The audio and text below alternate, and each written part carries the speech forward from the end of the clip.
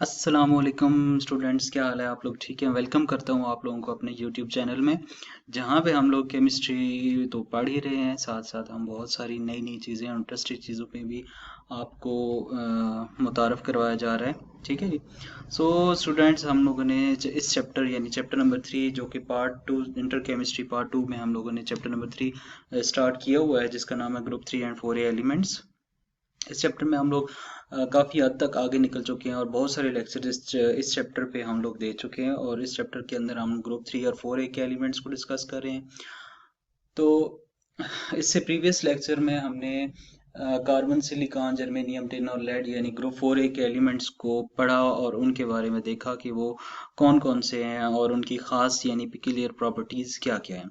सो इस लेक्चर के अंदर स्टूडेंट्स हम लोग देखने वाले हैं कि जो कार्बन और सिलिकॉन है, यानी कि जो का चौथे ग्रुप के, फोर्थ ग्रुप के पहले दो एलिमेंट्स हैं, वो नेचुरली किस किस स्टेट में पाए जाते हैं, यानी हम यहाँ पे उनकी अक्रेंस को डिस्कस करने वाले हैं। सो आपके सामने हाजिर है जी occurrence of the carbon. Carbon occurs naturally in two states. Naturally carbon बहुत सारी हालतों में पाया जाता है, बहुत सारे कंपाउंड्स में पाया जाता है, बट प्योरीफाइड फॉर्म में जो है ना, वो प्योर फॉर्म में वो दो हालतों में पाया जाता है। एक वो पाया जाता है क्रिस्टल की फॉर्म में, और एक वो पाया जाता है जी अमार्फस फॉर्म में।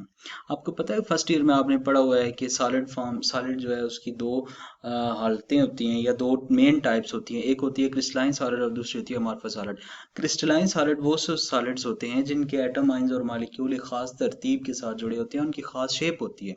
जबकि अमार्फस सॉलिड ऐसे सॉलिड्स होते हैं जिनके एटम्स, आइंस और मॉलिक्यूल की कोई खास शेप नहीं होती, और वो उनके एटम, आइंस और मॉलिक्यूल कोई किसी खास तरतीब से जुड़े हुए भी नहीं होते, उनकी खास कोई शेप नहीं होती, क्रिस्टलाइन शेप नहीं होती। एग्जांपल्स देख लेते हैं। जब कार्बन क्रिस्टल की फॉर्म में पाया जाता है वो ग्रेफाइट और डायमंड की फॉर्म में पाया जाता है, ये उसकी एग्जांपल्स हो गई। अमॉर्फस फॉर्म में जब कार्बन पाया जाता है तो वो कोल और चारकोल की फॉर्म में एग्जिस्ट करता है।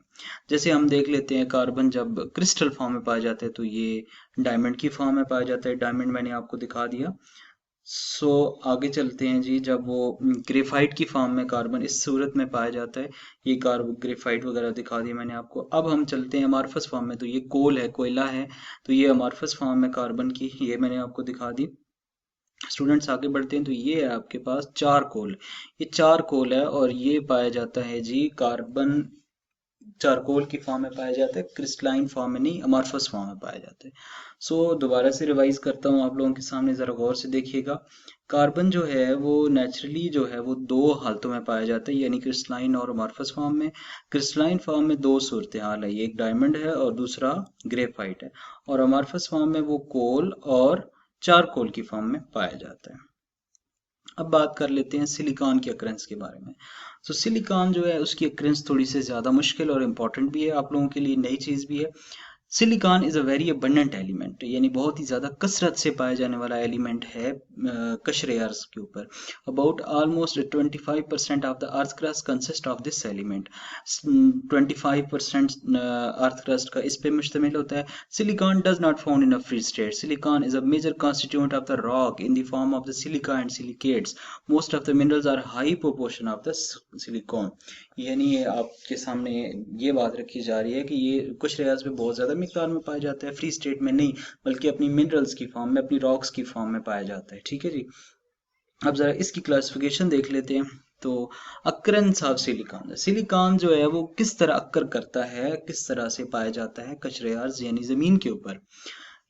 पहले या तो वो रॉक क्रिस्टल की फॉर्म में पाया जाता है, एमिथिस्ट क्वार्ट्ज की फॉर्म में पाया जाता है, स्मोकी क्वार्ट्ज की फॉर्म में पाया जाता है, रोज क्वार्ट्ज की फॉर्म में पाया जाता है, मिल्की रोज क्वार्ट्ज की फॉर्म में पाया जाता है। ये क्वार्ट्ज क्या चीज़ है, इसको हम लेके अगले लेक्चर्स में बहुत ही तफसील के साथ इस पर बहस करेंगे और इसको लेके आगे चलेंगे।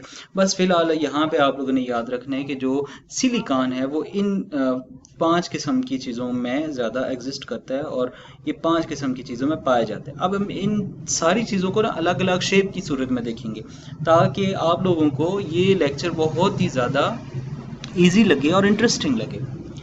सो देखिए जी, ये हमारे पास है जी पहली टाइप जिसको आपने बोला ना रॉक क्रिस्टल, तो रॉक क्रिस्टल आपके ये हैं जी। देखिए कितने खूबसूरत होते हैं ये, कितने ही अट्रैक्टिव होते हैं। अब दूसरी फॉर्म, दूसरा देखा एमिथिस्ट क्वार्ट्ज। तो एमिथिस्ट क्वार्ट्ज को देखें, पर्पल कलर का, बहुत ही खूबसूरत।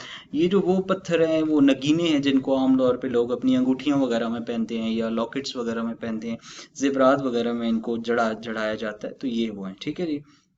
ज़रा देखें जी, इसका नाम है जी स्मोकी क्वार्ट्ज। देखें कितना खूबसूरत पत्थर है। इसके बाद इसका नाम देखें जी, इसका नाम है जी रोज क्वार्ट्ज। ठीक है जी, देखिए कितना ही दिलकश और कितना खूबसूरत शाइनी पत्थर है ये। ठीक है जी, तो इनको देखें ज़रा, इनका तो जवाब ही नहीं है स्टूडेंट्स। देखें ज़रा कितनी खूबसूरत है और इनका नाम है मिल्की क्वार्ट्ज। सो ये जो है ना, ये ज़्यादातर पत्थरों की शक्ल में पाए जाते हैं और ये रॉ फॉर्म में पाए जाते हैं। फिर इनको प्योर बनाया जाता है और वेरीफाई करके इनको यूज किया जाता है इंडस्ट्रीज के अंदर या इस तरह से। ठीक हो गया जी। सिलिकॉन जो है वो ज्यादातर सिर्फ पत्थरों की फॉर्म में नहीं पाया जाता, बल्कि वो सिलिकॉन डाइऑक्साइड यानी रेत की शक्ल में पाया जाता है। आपको पता है लार्जली एग्जिस्ट करती है रेत जो है जमीन के ऊपर। जमीन का बहुत ज्यादा पार्ट जो है वो रेत पे कंसिस्ट करता है। तो ये एक और सिलिकॉन की अक्रेंस की बात होगी कि हम बात करें कि सिलिकॉन किन किन सूरतों में पाई जाती है। सो देखें जी, सिलिकॉन इस तरह भी पाई जाती है। देखें कितने खूबसूरत नगीने और पत्थर हैं। ओपल इनको बोलते हैं और hydrated variety of the quartz इनको बोलते हैं। तो ये ज़्यादातर पाए जाते हैं पत्थर ज़मीन के अंदर। और होता क्या है कि प्योरीफाई करके इनको सिलिकॉन्स की फॉर्म में डिफरेंट रंगों में या डिफरेंट प्रॉपर्टीज़ या कलर्स की बेस पे इनको डिवाइड किया जाता है। ठीक है जी। सो स्टूडेंट्स, ये तो थी occurrence of the carbon and silicon in nature. So इंशाल्लाह अगले लेक्चर्स के अंदर हम लोग मज़ीद इन सारी चीज़ों पे बात करेंगे। होपफुली आप लोगों ने इस लेक्चर को एंजॉय किया होगा। अल्लाह आपको सलामत रखे। Thank you so much. मिलते हैं नेक्स्ट लेक्चर में। अल्लाह हाफिज़।